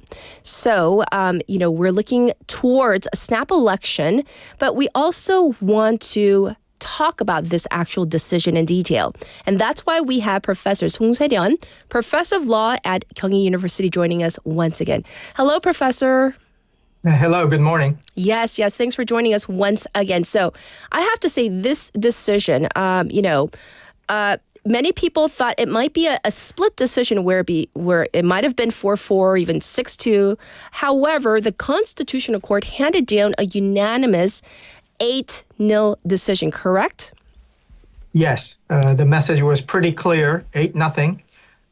But it's keeping the tradition. I mean, former President Park Geun-hye's decision was 8-0. President Roh Moo-hyun, it was a 9-0 because he was a full panel at the time. I think it was pretty clear from the outset that there were some violations of constitutional procedures and substantive matters. Yes. I think that the bigger question is whether that was grave enough to strip him off the presidency. And because it involves a separation of power issues, the question is whether the judiciary will abstain from getting into some political matters. That's why the defense for the president was strenuously insisting that the martial law was a domain of presidency, executive power. So judiciary should put their hands off. But in the end, I think that it comes down to be asking the question of whether the keeping and upholding the Constitution is important. And you ask that question to the Constitutional Court, of course, they would say it is important. And all those talk about the procedural, the anomalies, the testimonies going back and forth, that didn't matter because the big picture of whether the president should uphold the Constitution as much as possible, as hard as possible, as diligently as possible, that message, again, came out. If you look back, that was sort of a same kind of tenor and message that was delivered on the former President Park Geun-hye's case. Yes, indeed. The Constitutional Court was imposing a very high standard of the constitutional responsibility to the president. And this time around, it sounded very similar to that kind of tenor. Right, Professor. And, the ruling itself initially was expected in mid-March, and then it was further delayed. And then the speculation began, right, with, jurors saying maybe the justices are divided. Then the sudden announcement that it was set for April 4th. Do we know or why or how they decided in delaying the decision and announcing the decision? Do you think that they just wanted to make sure all the I's were dotted, all the T's were crossed? I have no idea. And I'm happy to say that because it seems like they did a good job keeping the confidentiality of what goes on in there. And it just should be. I think the speculation is that, yes, there were a lot of issues to talk about. And I think our initial expectation of getting the decision 2 or 3 weeks is based on our very scant data points from the President Park Geun-hye's case and President Roh Moo-hyun's case. And their cases were simpler than the President Yoon's case this time around. So I think that it was very important for them to take enough time to talk sufficiently about all the issues, especially because the country was so divided. And that wasn't the case back in President Park Geun-hye's or Roh Moo-hyun's case. So I think that they took enough time to a point where people were getting antsy about what's going on in there. But the 8-0 message, I take it as they thoroughly talked about all the issues and got to, fortunately, a unanimous decision. Right. And so the court itself emphasized the decision harm to constitutional order that they say President or now former President Yoon, his use of martial law and the military obstructed that. So do we know what constitutional principles that were maybe clearly violated? Do we have an inkling as to what the justices were thinking? Well, separation of power to begin with. Our scheme of governance in Korea is based on what we have experienced before, where we had dictators, and that's why we don't have the power to disband the National Assembly written in the Constitution. They got rid of it in 1987. And because of that, the National Assembly is kind of a last resort to keep the check and balance in times of emergency powers. Yes. So violating that and bringing in the military power, not to defend our country, but to pit them against the citizens and the lawmakers. I think that was so grave in the minds of the justices. That's a constitutional principles that they cannot overlook.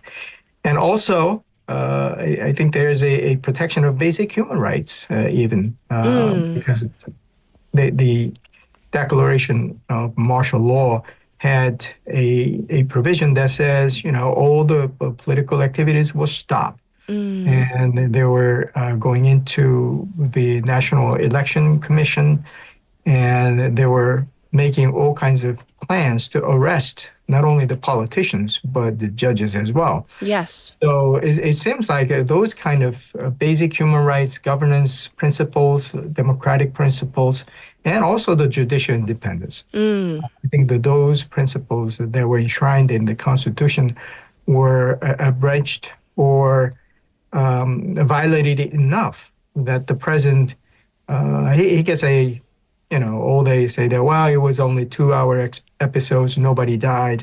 And I only did that because the legislature was, doing things that were out of the ordinary. I see. But And that does yes. not really stand up to the principal charges of the violation of Constitution.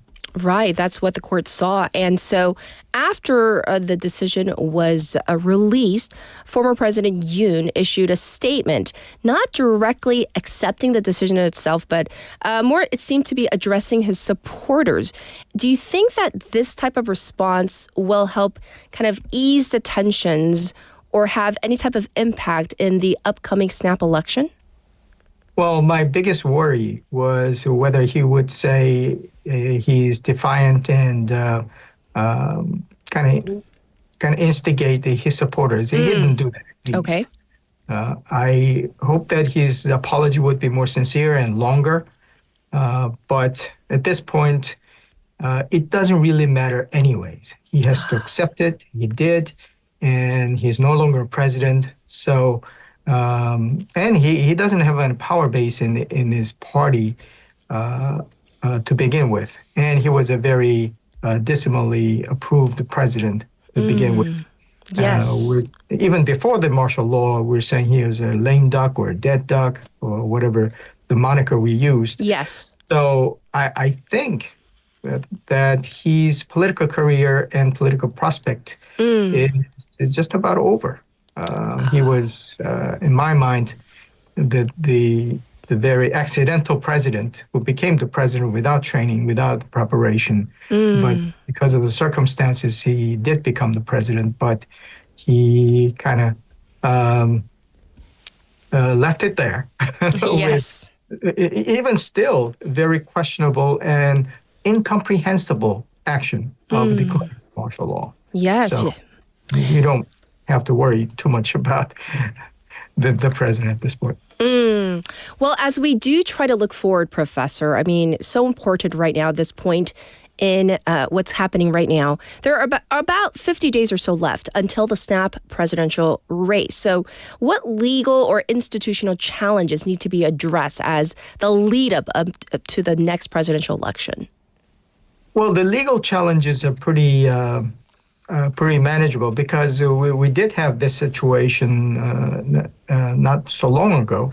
So getting the election time, announcements, and the rules, it's just going through the motion again. Yes. I don't think it's going to be a big problem. But the big issue is whether the parties will be ready to do it. I think that the Minju Party has easier time doing it because Mr. Lee Jae-myung has all the advantage at this point. Even with the not guilty verdict in the appellate courts recently, I think it cleared the way for him to be at least the candidate and maybe a very good chance of winning. I think the PP at this point, they do have a good argument against Mr. Lee Jae-myung, but is an old hackneyed argument. The argument being that, well, the Minju Party, the current opposition party, has the near supermajority in the legislature. If we give them a presidency, then nobody can stop them. And there's no checks, no balances, and it's going to be a very difficult political situation. I see. Well, that's a plausible argument, but Yes. at this point, they don't have a leader, they don't have the clear candidate, and they have to go through the primaries, and who's going to be on top.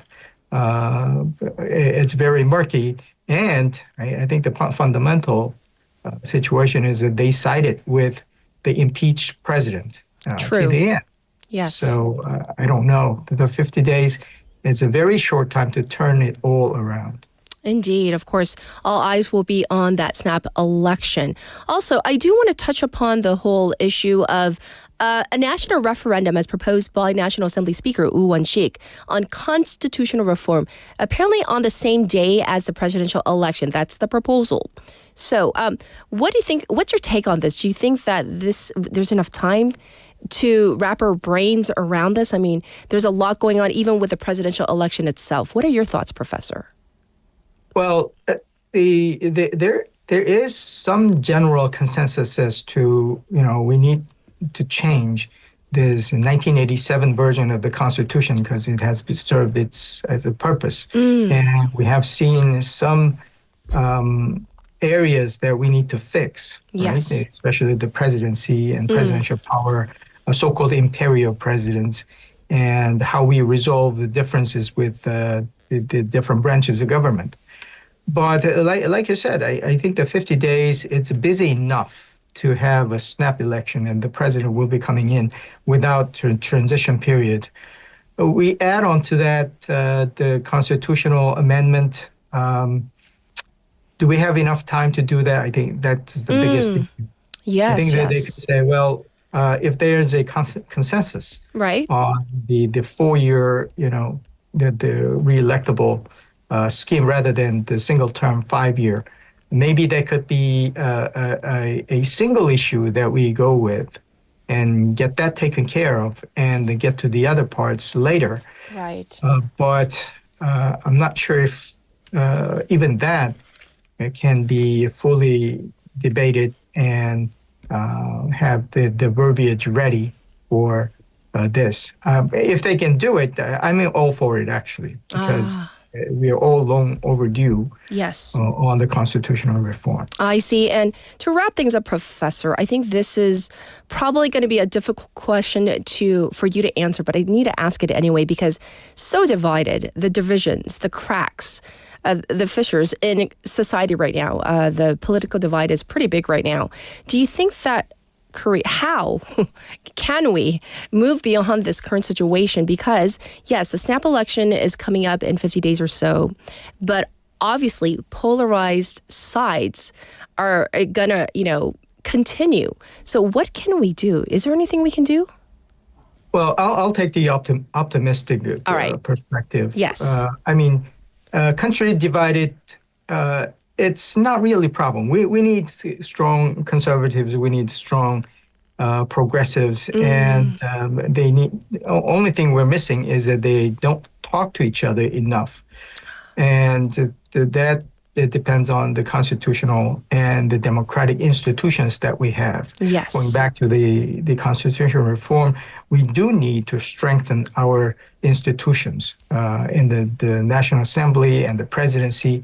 But the hopeful thing is that we saw that our democratic institutions sort of worked. I mean, even with the martial law declaration that was quickly quashed, and the trial happened, and the decision happened, everybody is accepting it. Yes. Mostly. So it works. But I guess we could say that, this kind of thing should not have happened in the first place if we had better democratic institution that let those people with different opinions talk to each other, get to a solution, especially through the professional actions in the National Assembly. Yes. It seems like that has not happened, and probably we can work on it with the reforms. And this is my personal take is that we need a generational change. I think we need to get those people with old ideas out of there, and maybe we'll have a younger, more hopeful generations get in there, and maybe they'll make a difference. But until then, yes. We need to work on it. Just maybe, just maybe. Well, thank you so much for joining us today, Professor, as we cover what happened leading up to this point. Thanks so much for joining us today. My pleasure. Thank you. waivers out there. Former President Yoon Suk-yeol, he lived his life as a legal professional first, and then became the prosecutor general, and ultimately became the president of the Republic of Korea. And yes, he has now been impeached, leaving this indelible mark on modern Korean history. So we definitely look forward to what happens next. This was our special interview.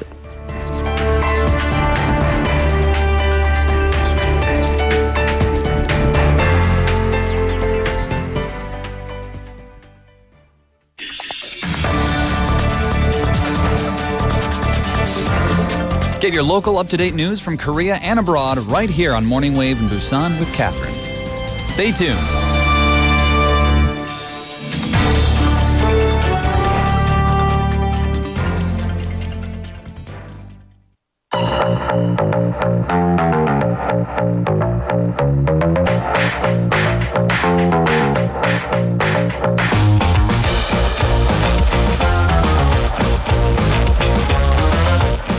Time for Business Perspectives, and this time around, look who's here. Claire. Hi. Our Hello. BFM newscaster. She's here for Business Perspectives. Yes. Hey, so I hear you did something yesterday. Yes, I did my first marathon yesterday. Did you complete it?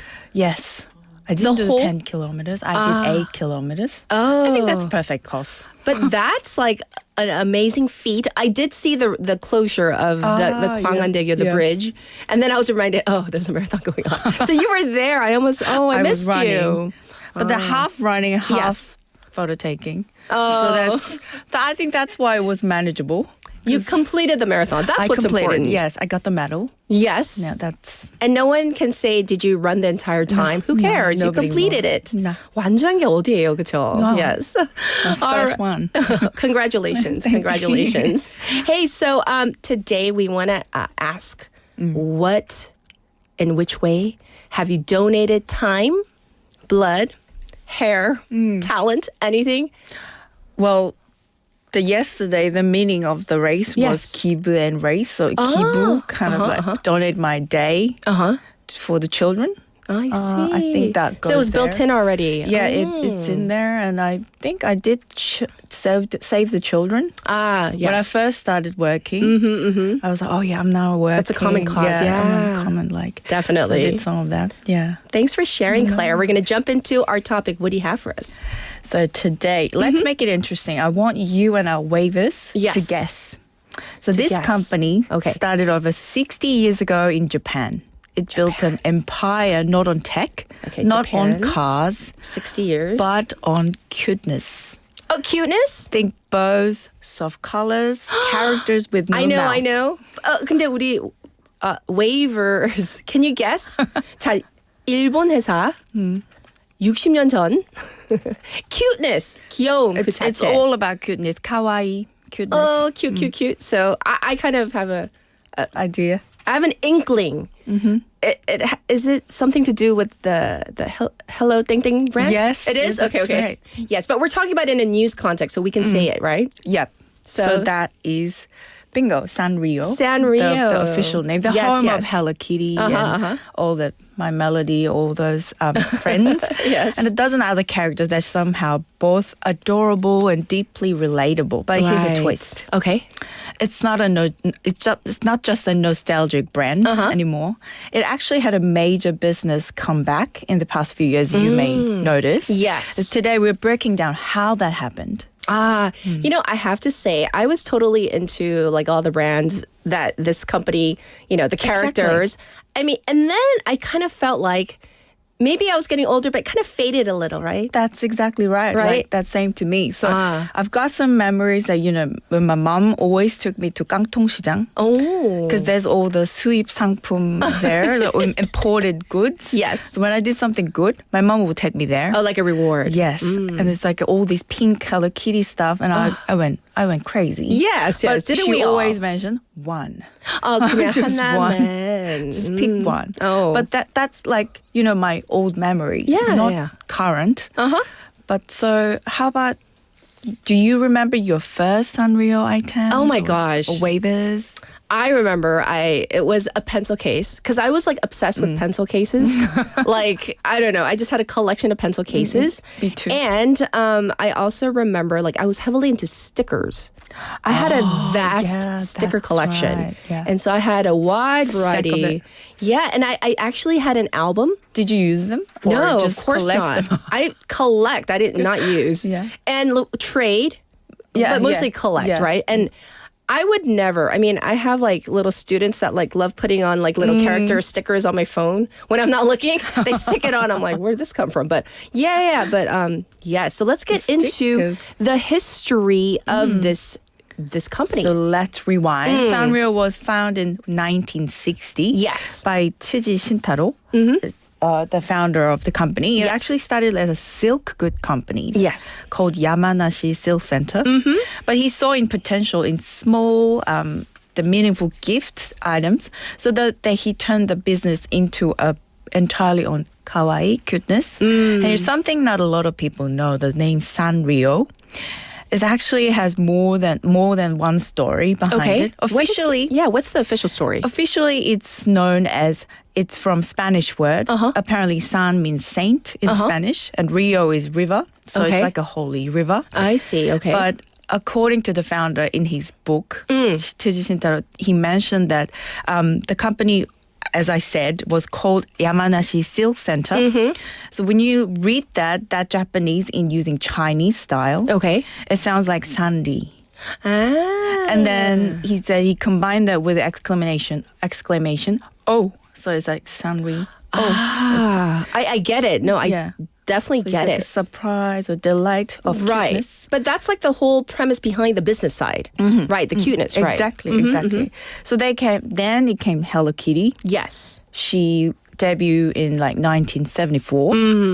No cartoon, no movie. Yes. Unlike other U.S. companies. Right. A simple coin purse. That's how it began. That's all it began. Oh.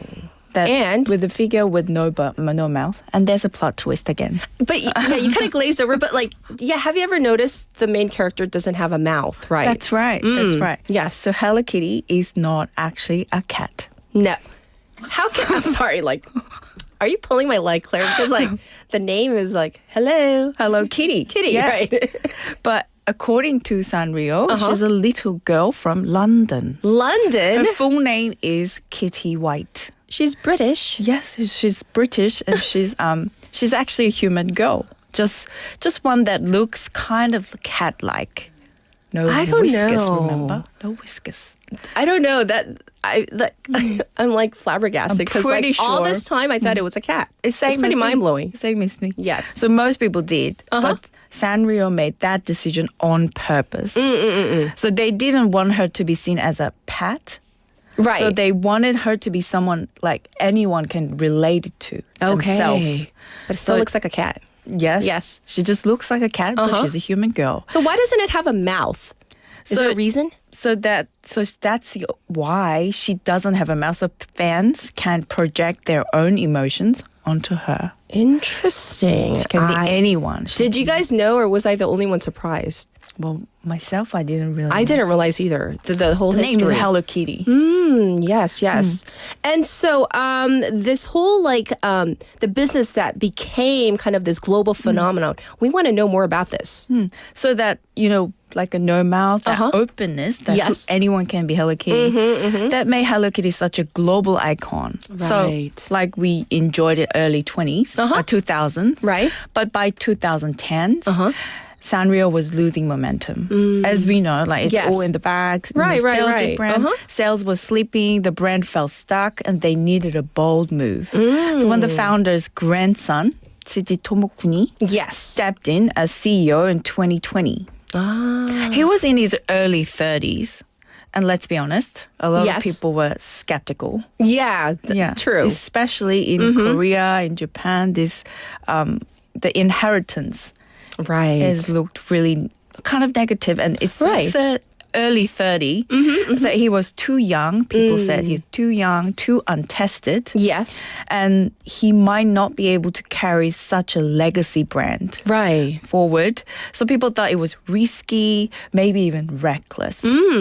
But I mean, that's a tough call because, like, if you're for any company, even in Korea, like a conglomerate that's handed down to the next generation, like a 30-something, like I think people would have big question marks about the business side, right? Yes. If he could understand the weight of the brand, like it born before he was even born. That's true. Yeah. So that exactly what makes this story so impressive. Tomokuni proved everyone was wrong. Ooh. He didn't just maintain the brand. He transformed it. He brought into new content, tapped into digital platforms, broadened the character lineup, and rebuilt emotional connection with fans. So in just a few years, he helped Sanrio net income nearly quadruple. 4 times? That's not just a recovery, that's reinvention. That's like amazing considering at what point like he kind of took over and then what he was able to do in just a few years, turn it around. In just a few years, he just took over 2020. So it shows what possible can company make space for the next generation. Absolutely. Not just heritage. If we look at the company now, I mean, it does seem like he didn't just like modernize it. He like kind of really expanded it because there are a lot of new business items and business-wise, we got to look at the characters. I mean, the character universe expanded. Character universe, yes. Because back in the days, we were only talking about Hello Kitties. Right. But now, I can see my friends' kids, like, they were like, Love My Melody, Kuromi, and all the newer characters, right. And they also did in the Netflix show. That really went well. Yes. And then they made it to success. And now the collaboration with other brands. Oh, I know. I've seen all the collabs, right? Yeah. And then they opened just last year, they opened new Hello Kitty theme park in Shanghai. And new content targeted to Gen Z and Gen Alpha. Yes. So they're staying emotionally very grounded. Right. And definitely, like, I see the next generation, the newer generations, and it's quite different. Some of the characters are, like, much newer. Yeah. But, I mean, business, like, he really turned it around. He really turned it around. Yes, yes. So in terms of if we had to wrap up today's business perspective, like, how would you kind of summarize what you learned about this company? Yeah, so I think it related to Korean companies as well. That we have a lot of legacy brand. That's true. So legacy brand, a bold leadership shift, a new generation of fans. That's like a perfect case study. Yeah. In how to grow without losing my essence. That's like a great business formula. They were really able to turn They can around. keep going forever and ever. Yes, yes. So I'm sure that, a lot of people are tuning in and, talking about like their favorite character. But it's not just about like the characters, like the fact that, on business perspectives, we like to focus on the business angle of it. Yeah. So it was pretty fascinating to learn about how it became so popular. How they saw the world. How Right. And navigate it. Get into, Yes. Well, we're going to call it a wrap for today. So thank you so much for bringing this business to our attention. And we'll check in with you again. Thank you, Claire. Thanks. Bye. Everybody, this was Claire with Business Perspectives. And of course, you can check out Claire later on with the news as well. Today, we are the first weekday back after the decision was announced on Friday. So once again, 50 days or so ahead of us as we head towards the snap election that has yet to be announced for the presidential election. Thank you for tuning in today and have a very safe day. We're going to end it on this one. This is 너는 나의 봄이다. This is by 성시경. So I hope you have a wonderful Monday. Bye, everybody.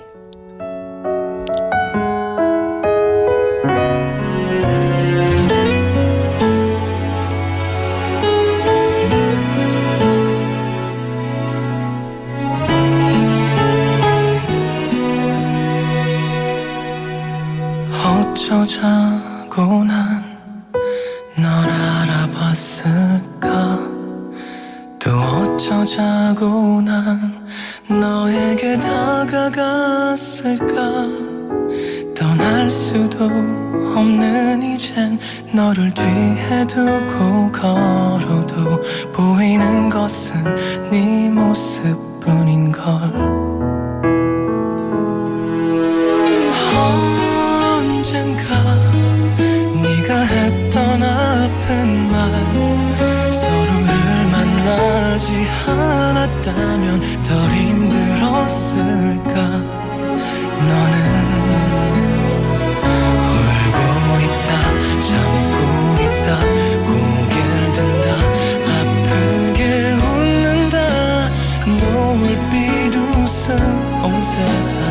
물들이고 있다 보고 싶다 안고 싶다 내 곁에 있고 싶다 아파도 너의 곁에 잠들고 싶다 처음 그날부터 뒷걸음질 친 너 또 처음 그날부터 이별을 떠올렸던 나 널 너무 갖고 싶어도 외면할 수 없었던 것들 차가운 세상 서글픈 계산들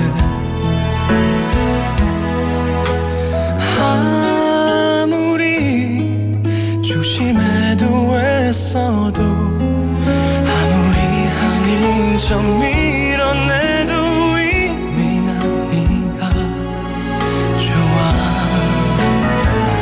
보고 싶다 달려간다 두드린다 넌 놀라 웃는다 동그란 웃음 온 세상 다 어루만진다 울지 마라 가지 마라 이제는 머물러라 내 곁에 넌 따뜻한 나의 봄인걸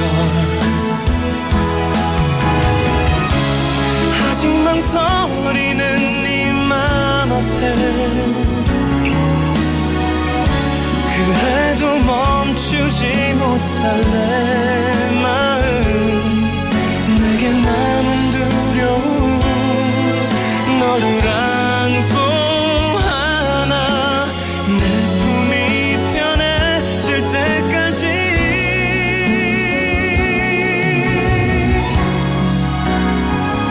울고 있다 참고 있다 고개를 든다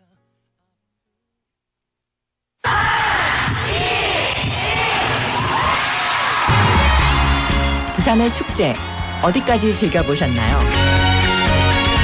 과거와 현재, 미래가 공존하는 항구도시 부산. 이곳 부산은 계절을 물들이는 다양한 축제로 늘 풍성합니다. 봄의 시작을 알리는 봄꽃 축제부터 부산의 여름을 만끽하는 바다축제, 전 세계 영화인들이 모이는 부산국제영화제와 새로운 시작의 해맞이 축제